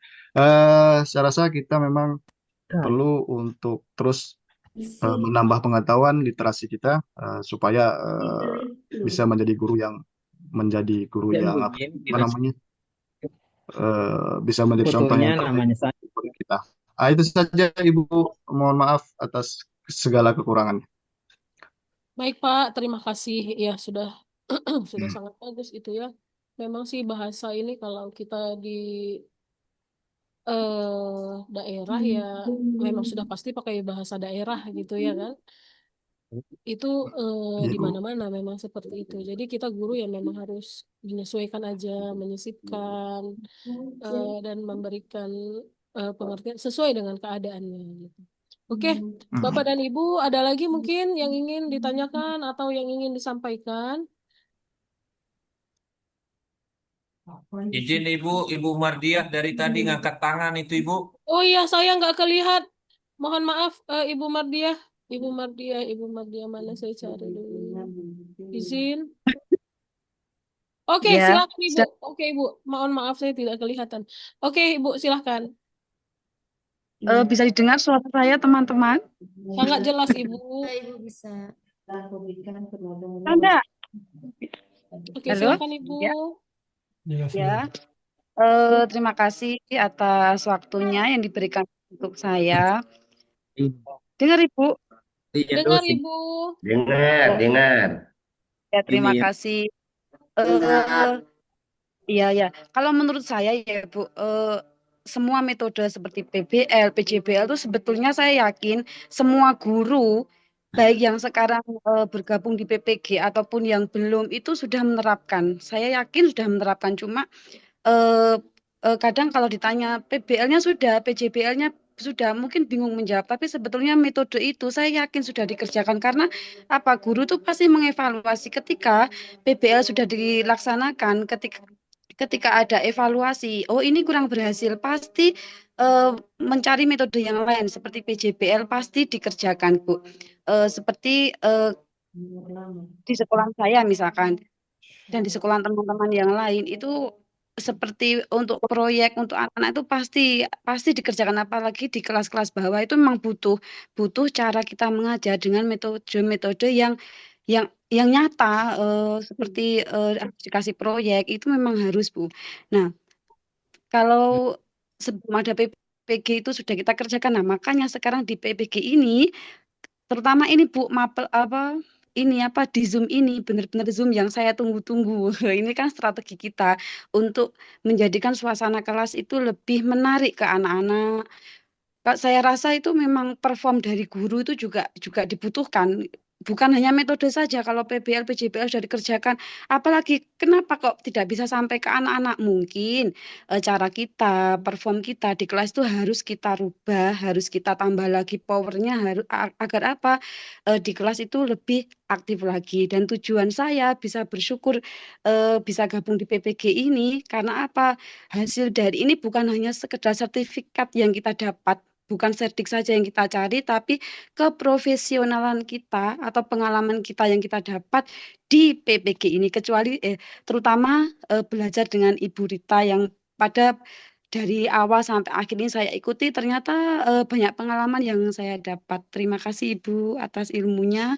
Mudah-mudahan kita semua yang bergabung di PPG ini, terutama kelas fikih, semoga lebih baik lagi dalam penyampaian atau cara mengajar kita di kelas nanti. Terima kasih. Terima kasih Ibu Mardiah ya. Oke Ibu, jadi sebenarnya inilah apa tuh namanya maksud dari slide saya yang pertama tadi. Kan ada tadi slide saya yang pertama, yang ini. Nah ini ya. Siapa guru yang paling Anda ingat? Dan hal apa yang beliau hal apa dari beliau yang meninggalkan kesan mendalam bagi Anda. Nah, itu ya. Ini kenapa saya taruh di awal tadi? Saya ingin merangsang, menstimulat Bapak dan Ibu, terus tuh mengingat kembali masa-masa kita waktu masih menjadi seorang siswa dulu ya. Kita mengingat guru kita itu, guru kita ini kan banyak nih kan ratusan ya, dari TK mungkin sampai ke sekarang sudah jadi guru, sebelum jadi guru kita jadi mahasiswa ya kan. Iya, Banyak benar, sekali Mas. guru kita udah. Nah, jadi pasti di antara sekian ratus guru kita itu ada yang berkesan satu gitu. Nah, mungkin dulu diajarkannya udah lama, bahkan mungkin sebelum PBL, PGBL ini dikenalkan sama kita, ya kan, benar kan? Tapi guru kita sudah mampu membuat kita terkesan. Jadi saya teringat dulu waktu si SD, sekitar tahun 95 atau 96. Dan guru saya itu sekarang masih ada, saya dengar-dengar masih ada. Jadi waktu itu pembelajarannya IPA. Saya ingat dari semua guru saya inilah yang paling terkesan. Kita kan masih SD nih, pengetahuan kita masih sangat terbatas. Jadi nggak salah saya waktu itu pembelajarannya IPA. Materinya pesawat sederhana, nggak salah saya. Nah, jadi materinya pesawat sederhana. Jadi waktu itu kami disuruh mencari lingkaran boleh apa aja, boleh uang, boleh apa gitulah. Saya pun lupa waktu itu saya bawa apa gitu. Jadi waktu itu Bapak itu cuma ingin menjelaskan pesawat sederhana itu adalah suatu alat yang memudahkan kita untuk melakukan sesuatu. Itu aja intinya. Pesawat sederhana adalah sebuah alat yang memudahkan kita untuk melakukan sesuatu. Jadi sebenarnya yang ingin dijelaskan Bapak itu pesawat sederhana, tapi yang dia contohkan waktu itu bagaimana cara membuat katrol. Tahu ya Bapak Ibu katrol ya? Katrol itu yang untuk timba-timba itu, yang putaran-putaran itu. Nah, jadi dari situ dia mengajak kami membuat katrol dari apa pancingan-pancingan kan ada itu benang pancing itu kan ada buletannya itu. Nah, dari situ. Jadi itu saya teringat kali, oh ternyata pesawat sederhana itu seperti itu. Tidak hanya katrol, banyak yang lain. Pokoknya semua yang memudahkan kita untuk melakukan sesuatu itu namanya pesawat sederhana. Nah, jadi dari situ saya teringat berkesan gitu sama sama pesawat sederhana itu tadi. Padahal itu kan kecil rasanya bagi seorang anak SD. Tapi setelah umur saya udah puluhan tahun gini, saya masih teringat dan semoga Bapak itu dimudahkanlah, disukseskan gitu. Nah, jadi itulah dia maksud saya. Kita sebagai seorang guru, Bapak dan Ibu sebagai seorang guru, saya juga guru, walaupun ya yang saya ajarkan murid juga lah gitu, walaupun dosennya kan murid juga. Nah, kita selalu berupaya memberikan sesuatu yang terbaik. Metode kita apa saja, cara kita bagaimana. Apalagi sekarang ini sudah digalakkan banyak metode, TPEC, PGBL, PBL, Discovery, Inquiry, semua ada banyak. Boleh silahkan pakai yang mana.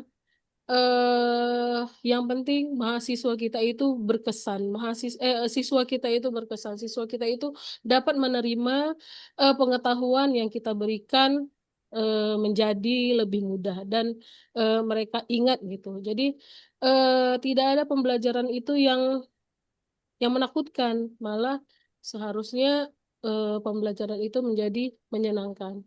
Sama seperti apa tuh namanya?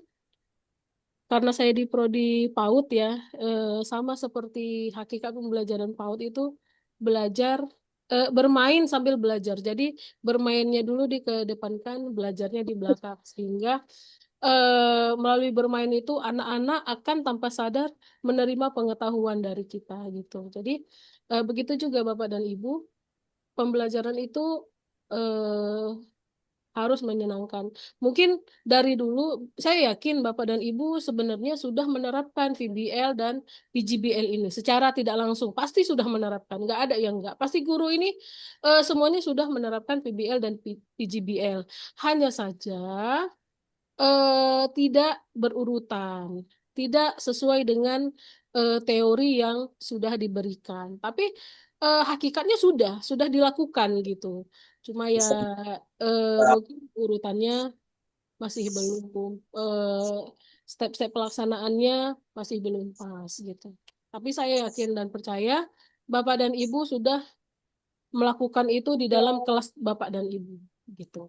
Nah, mungkin ada lagi yang ingin kita diskusikan, Bapak dan Ibu? Ibu Dek. Bapak Arifin, silakan. Iya, Bu. Mohon maaf mungkin saya tadi masuknya agak terlambat karena tadi ada keperluan dengan istri saya. Nah, ini kan saya berkaitan dengan sebelumnya saya mengajar di MI Nasruddin di salah satu di Kabupaten Malang, Kecamatan Dampit. Nah, Kecamatan apa, mungkin Pak? Kenapa, Bu? Kecamatan apa, Pak? Kecamatan Dampit, Kabupaten Malang. Oh iya iya Malang. Oke. Iya. Nah, mungkin ini sebagai pengalaman saya, khususnya pada mata pelajaran fikih itu, saya mengajar ada dua metode, maksudnya PBL sama PGBL. Tapi sebagian besar itu di PBL, Bu. Nah, masalahnya setelah saya menggunakan dua metode itu, lebih banyak siswa yang kurang aktif dalam PBL tadi. Karena kenapa? Kalau saya kemarin itu di pretest diagnostik, itu sebagian besar anak-anak itu model belajarnya kinestetik, Ibu. Oke, tadi kalau model pembelajaran PBL itu anak yang pembelajaran seperti itu lebih banyak umekar PDW kalau orang Jawa gitu, bermain dengan sendirinya. Jadi kalau masalah bermusyawarah dengan kelompok dengan yang lain itu mereka kurang minat. Tapi kalau di PJBL, nah anak yang kinestetik ini, maka bahkan ini yang lebih aktif begitu. Misalkan pernah pada pembelajaran tanda-tanda balik itu, anak-anak saya kasih bahan untuk membuat seperti semacam clipping itu, bagaimana tanda-tanda secara biologis atau tanda-tanda secara fikih pada tanda-tanda balik anak perempuan dan laki-laki. Nah, pada metode PJBL seperti itu, yang selesai duluan itu yang kinestetik. Nah, mohon arahan dan bimbingan dari Ibu kalau misalkan ini kan sekiranya anak yang kinestetik ini bisa mengimbangi. Apakah boleh misalkan dikelompokkan atau disendirikan atau bagaimana antara BBL dengan PJBL tadi? Karena tujuan saya memang anak yang kinestetik juga bisa aktif dalam BBL tadi, kemudian yang selain itu juga aktif dalam PJBL-nya. Mohon arahan dan bimbingannya Ibu. Terima kasih. Wassalamualaikum warahmatullahi wabarakatuh. Waalaikumsalam warahmatullahi wabarakatuh. Ya, benar ya, Pak. Jadi di dalam kelas kita itu bermacam ragam. Ya, bermacam ragam siswa kita. Ya. Nah, jadi yang saya terapkan ke mahasiswa jika seperti itu tuh, Pak ya. Saya juga temukan itu masalah yang seperti Bapak. Nah, saya kelompokkan ya, saya kelompokkan yang minat dengan yang minat, yang tidak minat dengan yang tidak minat. Nah, gitu. Kalau saya pengalaman saya saya mengajar mahasiswa, saya buat seperti itu. Jadi misalnya nih kami sedang pembahasan materi apa gitu ya yang membutuhkan untuk diskusi. Jadi memang banyak yang kinestetik ini males dia debat-debat itu. Ya, betul. Dia, males dia debat-debat, males dia apa tuh namanya mengungkapkan pendapat ya. Sebaliknya yang suka mengungkapkan pendapat tadi males kerja. Nah, ya betul, ya betul. Proyek itu males gitu. Jadi kalau saya kelompokkan berdasarkan mereka. Jadi yang suka debat-debat tadi, yang suka adu-adu argumen teori tadi ya sesama mereka. Yang kinestetik tadi, misalnya nih bahasan kita saya sedang menerapkan PBL ya. Kalau PBL kan kita kan pasti banyak mencari teori untuk memecahkan masalah, banyak diskusi gitu kan. Jadi yang kinestetik saya kumpulkan dengan yang kinestetik. Jadi mau tidak mau mereka tetap harus ngumpul itu kan, harus tetap mengumpulkan. Mereka harus tetap punya tanggung jawab gitu.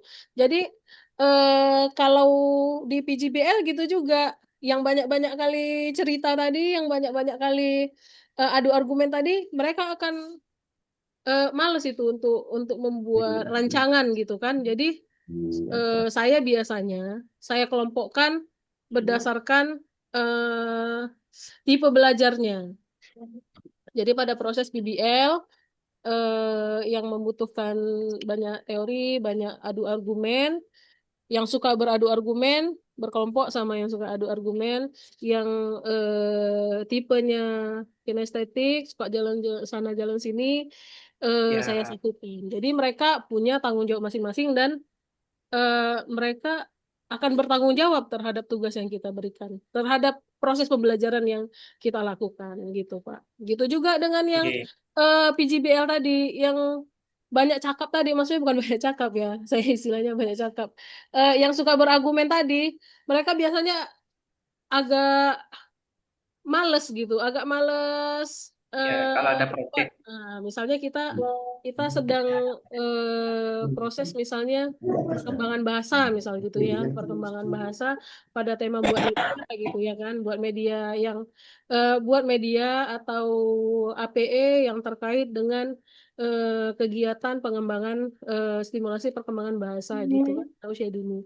Nah jadi yang suka berargumen tadi biasanya mereka ngasih ide aja, tapi mereka nggak mau kerjanya gitu. Jadi ya, betul. saya biasanya saya kelompokkan Yang kinestetik yang diri sendiri yang sesuai praktek model belajar. gitu. Jadi mereka punya tanggung jawab sendiri-sendiri gitu. Jadi kalau kita campur Pak, pasti itu udah diharapkannya aja kawannya. Ya gitu. Saya Ya, biasanya gitu Pak. Gitu ya. Mungkin semoga bisa membantu. Kalau saya biasanya menghadapi mahasiswa gitu. Karena beda-beda mahasiswa kita ini gaya belajarnya ya kan Pak. Ada yang nggak mau dua-dua. Dua-dua nggak mau. Dia nggak mau berdebat, dia nggak mau proyek. juga nggak mau, maunya bayar aja. Itu ada juga model kayak gitu, Pak. Saya kelompokkan, Iya, saya kelompokkan lagi gitu.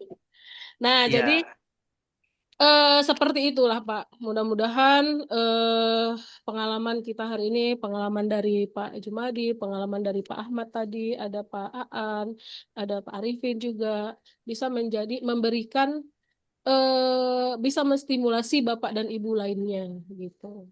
Ya, oke. Ada lagi mungkin Bapak dan Ibu sebelum kita akhiri ini, Pas, mantap sudah. Pak Alamsyah mungkin satu lagi. Iya, Izin Ibu. Siapa dari Pak? saya dari Maluku Utara ini, Maluku Utara. Bapak Alamsyah benar? Iya, Malamsyah benar, benar. Iya, silakan Pak, Maluku Utara ya. Terima kasih. Bismillahirrahmanirrahim. Assalamualaikum warahmatullahi wabarakatuh. Waalaikumsalam warahmatullahi wabarakatuh. Menarik ini karena kita ini paling jauh ya di Maluku Utara. Di Iya, Ternate Maluku dan Aceh ya Pak, jauh kali ya Pak. jauh. Jadi kita agak berdekatan dengan Papua. Jadi saya mau ingin sekedar berbagi aja, sekedar berbagi Iya, terkait silakan Pak. dengan kurikulum ini karena kita ini diperhadapkan dengan dinamika pemerintah ini. Terkadang kurikulum Merdeka ini belum selesai, satu program muncul.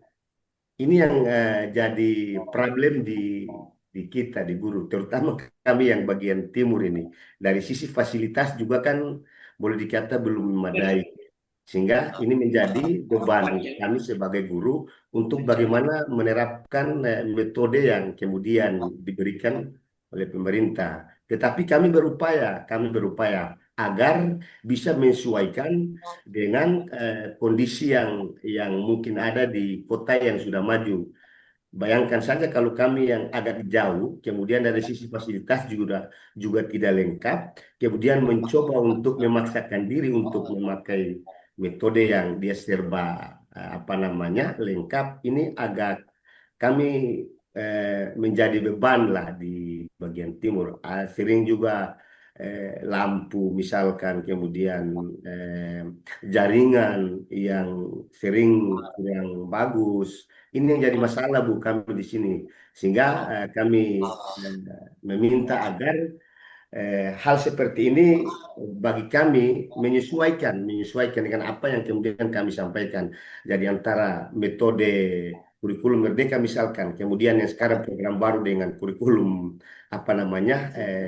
cinta, yang boleh dikata ini model-model baru yang kemudian dipaksakan kami untuk mencoba mengkolaborasi. Ya, mudah-mudahan bagi kami sebagai orang yang paling timur, kami yang paling timur, karena sekarang jam juga sudah 14.23, ya, jam 14.23 itu artinya bahwa sesuatu yang kemudian kami coba lakukan di kota mungkin sudah maju, kami masih terbelakang. Ini sekedar saya sampaikan agar menjadi acuan ya. Mungkin itu sekedar pikiran saya yang saya sampaikan kepada Ibu, karena kami mau coba dari model metode yang ada ini, jika ikuti dari apa yang disampaikan oleh Ibu, itu sangat luar biasa bagi kami dan ini menjadi pembelajaran bagi kami. Mungkin demikian. Terima kasih. Assalamualaikum warahmatullahi wabarakatuh. Waalaikumsalam warahmatullahi wabarakatuh. Gimana saya menanggapinya ya Pak? Kalau dari segi fasilitas sih masing-masing daerah gitu ya Pak ya. Kita juga bergantung pada daerah kita masing-masing gitu ya kan. Nah, namun pada penerapan model dan metode pembelajaran ini, kalau kurikulum tadi iya Pak ya, belum kita merasakan itu. Baru KTSP udah kurikulum 2013. Kurikulum 2013 belum lagi kita fix, udah kurikulum merdeka. Ya, kurikulum merdeka sekarang udah deep learning. Setelah deep learning ada lagi KBC, ya. Nah, jadi kami juga sebagai orang yang menyiapkan generasi yang akan menjadi guru gitu kan, di Fakultas Tarbiyah dan Ilmu Pendidikan ini juga ya mau tidak mau harus gitu ya kan, mau tidak mau mengikuti. Nah, begitu juga bapak-bapak dan ibu-ibu yang di daerah sudah pasti mengikuti sesuai dengan arahan dari dinasnya gitu ya kan Pak. Nah, jadi bisa kita siasati, bisa kita terapkan sesuai dengan yang sudah diminta oleh apa tuh namanya, oleh dinas melalui pengawas mungkin ya, sebisa mungkin. Dan ya kita tetap, tapi tetap tidak mengabaikan karakteristik anak-anak didik kita gitu ya. Jadi kita sebagai guru ya harus sebenarnya ya harus bijak dan arif juga menyesuaikan antara dua tadi gitu. Nah, mungkin itu saja Bapak. Mudah-mudahan nanti di Maluku Utara tadi ya Pak. Maluku Utara, Maluku Utara. Maluku Utara semakin berkembang Amin, amin. melalui tangan-tangan dan pemikiran bapak-bapak dan ibu-ibu yang sudah menjadi guru profesional. Nah, Amin, amin. masalah nanti ini saya mau bilang, mumpung teringat nih, nanti kan waktu UKIN kan ada buat video kan? Ya, Kan buat video. Nah, saya ingatkan video itu harus lebih dari apa tuh namanya, 7 atau 10 menit, harus lebih lah.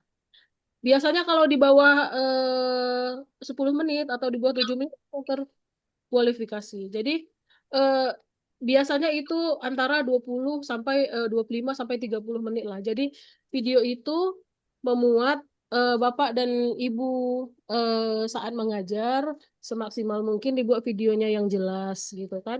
Nah, pakai metode yang mana? Terkait dengan metode kita yang tadi kan, terserah Bapak dan Ibu. Silahkan pilih. Nah, yang mana aja boleh. Mau pakai kurikulum yang mana? Terserah. Oh Bu, kami masih pakai K13, silahkan. Oh Bu, kami sudah mengintegrasikan KBC. Oke, silahkan, lebih bagus lagi gitu. Nah, yang penting videonya jelas, bisa ditonton dan tidak singkat. Nah, karena kalau 7 menit itu berarti masih pendahuluan. Nah, ngajarnya mana? Gitu. Jadi upayakan video Bapak dan Ibu itu jelas runtutannya dari awal, dari pendahuluan sampai penutupan, dan sudah pasti itu lebih dari 15 menit. Gitu ya Bapak dan Ibu, itu harus diingat. Takutnya nanti di UKIN-nya itu malah terkendala di video, karena kami yang meriksa itu UKIN-nya nanti kesulitan juga kalau videonya enggak jelas, mana penutupannya, mana integrasinya kan gitu kan. Nah, terus itu juga pastikan juga waktu upload video linknya itu udah masuk ke LMS-nya. Di LMS kan sudah masuk gitu ke LMS-nya gitu. Jadi waktu nanti pemeriksaan UKIN, Bapak dan Ibu tidak ditelepon-telepon lagi. Mana ini buka linknya, buka link Google Drive-nya, gitu. Itu harus dipastikan. Nah, jadi mau praktek nanti mungkin pakai metode yang mana, silahkan dikembang. Yang mana aja boleh. Gitu. Yang penting ada videonya. Oke, Bapak dan Ibu, ada lagi? Siap, siap. Pak Lalu Muzamil mungkin ada? Kebetulan tadi Bu, mohon maaf, ada suaranya Bu? Ada Pak. Ada. Kebetulan tadi memang itu yang ingin saya tanyakan Bu, terkait masalah UKIN dan penerapan metode apa JBL terus PJBL yang tadi itu. Tetapi alhamdulillah kan sudah disampaikan sama Ibu tadi tanpa saya bertanya, jadi tidak jadi nanya saya Bu. Apa haruskah metode salah satu dari yang kita pelajari tadi yang di pedagogik itu kita gunakan di dalam video UKIN itu? Begitulah pertanyaannya sebenarnya. Terima kasih Bu. Iya, sebaiknya iya, Pak. Sebaiknya iya. Antara metode yang PBL, BGBL, boleh deep learning, boleh KBC, silakan pilih salah satu gitu. Jadi, nanti videonya itu, misalnya nih, tahapan-tahapan, misalnya Bapak pilih PGBL kan. Nah, tadi kan ada 5 tahapannya itu kan. Nah, yang mana Ya, Bu. tahapannya itu? Kalau bisa nanti di video itu jelas gitu. Jadi yang meriksa, oh langsung nih mantap nilainya, nah, gitu. Jadi tidak tidak ditentukan mau pakai yang mana, tapi terserah. Silahkan diintegrasikan. Kan nanti kan Bapak dan Ibu mengajar siswa sendiri, gitu kan? Ya, Bu. Pasti ya dipersiapkan, bisa siswanya itu dipersiapkan gitu kan. Nah, tapi Ya, saya ingatkan kembali, durasi video itu sangat menentukan ya Kak. Durasi video itu sangat menentukan. Jadi ya di atas 15 atau 20 menit lah gitu. Tapi jangan juga sampai 2 jam. Jangan. Biasanya sih kalau saya udah periksa-periksa UKIN itu antara 25 ke 30 ke 30. 25 ke 35 menit gitu. Ada yang 32, ada yang 27. Gitu. Jadi pokoknya semua tahapan Bapak dan Ibu mengajar itu nampak gitu. Nah, misalnya Siap. tahapan perkenalan, habis itu nanti ada tahapan di akhir, tahapan penarikan kesimpulan, gitu. Tahapan penjelasan materi gitu. Misalnya pada PBL, tahapan mencari solusi masalah, gitu. Itu ya, Bapak dan Ibu. Ada lagi yang ingin ditanyakan? Nah, jadi ini kaitannya berarti ke UKIN ya, membuat video nanti ya. Yang terakhir, Ibu, Silakan Pak. untuk materi kita ini, Bu, tolong dibagikan di grup untuk PPT-nya, Bu. Oke, siap-siap Pak. Selesai ini akan saya Makasih. bagikan ya, Bapak dan Ibu. Makasih, Bu. Mohon maaf. Oke, Bapak dan Ibu, ada lagi yang ingin didiskusikan sebelum kita tutup? Kayaknya udah tidak ada, Bu, karena kami yang ada di tengah dan di timur ini ada yang jam 2, ada yang jam 3, Iya, Bu. udah di timur bagi udah jam 2:30 lewat. Oh iya ya Pak, ada yang udah 2:30. Di sini Iya, 2:30, Bu. udah 2:30 ini, 14:34. Iya. Oke Pak, berarti udah mau asar ya? Iya, mau asar. Puasa, Bu. Ya, baik Bapak dan Ibu. Mungkin sampai di sini saja. Ini materi kita tentang penguatan materi pedagogik. Saya yakin dan percaya Bapak dan Ibu pasti sudah lebih menguasai, sudah membaca modul, sudah membuat tugas-tugas yang ada di dalam modul juga, ya kan? Hari ini kita hanya diskusi penguatan saja. Mudah-mudahan apa yang kita diskusikan hari ini menjadi keberkahan bagi kita, dan saya berdoa kesuksesan selalu menyertai Bapak dan Ibu. Baik Bapak dan Ibu, saya mohon maaf atas kesalahan dan kesilapan. Tadi di awal saya sempat grogi juga sebenarnya ya, menghadapi Bapak dan Ibu guru yang dari mana-mana ini. Saya mohon maaf. Akhirul kalam, wabillahi taufiq wal hidayah. Assalamualaikum warahmatullahi wabarakatuh. Waalaikumsalam warahmatullahi wabarakatuh. Terima kasih, Bu. Ya, Bapak dan Ibu. Materi dan link absen akan saya share segera di grup. Ya, terima kasih banyak, Bu. Terima kasih Linknya, banyak, share Bu. linknya. Dadah semuanya. Terima kasih untuk hari ini semua. Tetap sehat, semangat. Sampai jumpa besok pagi. Iya, Nah, Iya. semangat. Besok pagi. Besok pagi lagi. Itu tadi saya mau nanya. Ada apa lagi, Bu Hamdia? Pokoknya besok baru nanya. Bisa sambung. Lalu. Ada Pak itu di grup? Emang benar. Pak Ketua, Pak Ketua. Tadi mau pada diem aja ya. Siap, hadir. Mari Bapak Ibu izin keluar. Monitor Ketua, monitor. Ibu, Oh, dipakai suami laptopnya. Siap, Bu. Assalamualaikum. Waalaikumsalam warahmatullahi wabarakatuh. Ada Armiadi. ada apa Ibu Hamdiah? Benar, Armiadi. Ini saya mau nanya Pak Ya, An itu Bapak ada di Ibu grup mohon kita. izin juga live dari Absen jangan lupa ya, absen jangan lupa. Zoom. Oleh dua-dua. Halo Muzambil, Ya kirim linknya ya, link yang kedua. mana dia? Jangan lupa absen. Apa Ibu? Saya dengar ini. Ya Allah, Ibu Hamdiah selalu bikin heboh di mana-mana. Pokoknya aman. Ibu Ini Hamdiah aman, Ibu Hamdiah. saya mau nanya siapa namanya Pak An itu ada di grup kita.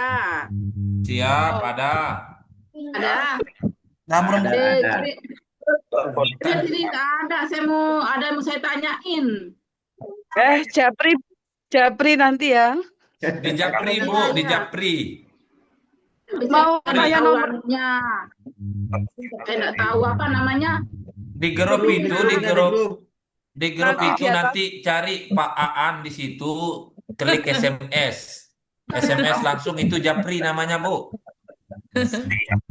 Iya, Bukan tahu. Jupri Nanti ya, kirimin tapi Japri ya. kirimin namanya itu. Japri, bukan Jupri. Jupri Kalau kali. itu maksudnya apa? Lalu Armiadi mana? ada yang mau saya tanyain Armiadi. ini tentang itu. Tadi pas dia mau nanya itu saya mau. Sampaikan tangan Armiadi. Ini kan sudah berubah ya alamat emailnya, lalu pilih saja kolom Anda. Kita akan masuk ke setelan atau Untuk NPK, Google sekarang. apa ini? Apa? untuk NPK itu nanti bisa dicari di MS, Ibu. Minta operator aja kalau nggak bisa buka MS. Iya, Saya benar. ada di profil itu Pak lalu. Bukan Ada NPK. UPTK Oke, itu. operator. Minta ke Guru-guru operator. kalau guru-guru di bawah 2010 itu pakainya NUPTK. Kalau yang Iya. sekarang itu Tapi masih NPK. Tapi NPK juga ada. NPK juga ada. Ada kan di Jadi profil lengkap. itu kita lihat di RUPTK itu. Pak, Bu Hamdiah Yang di ke bawah atas 2010 itu lengkap, ada NPK-nya, ada NUPTK-nya. Nah, itu udah dijelasin. Kalau saya itu Kalau saya ada NPK NPK. itu berubah menjadi NUPTK. Saya lihat di Nah, itu di profil itu. Ya, sama. NPTK bertambah yang 2014 ke bawah. Ya. Oh, tergantung Pokoknya NUPTK itu beda sama NPK ya. Oke, mungkin ya. Keluar dulu ya. Siap, Bapak. Tergantung juga, Bu. Karena Ini ada yang punya dua, ada yang punya NPK saja. NPK. Iya. Sekarang Pak pakai Lalu, NPK. saya kan Ya, tadi emang ada yang NPK itu yang dari tahun berapa itu ya?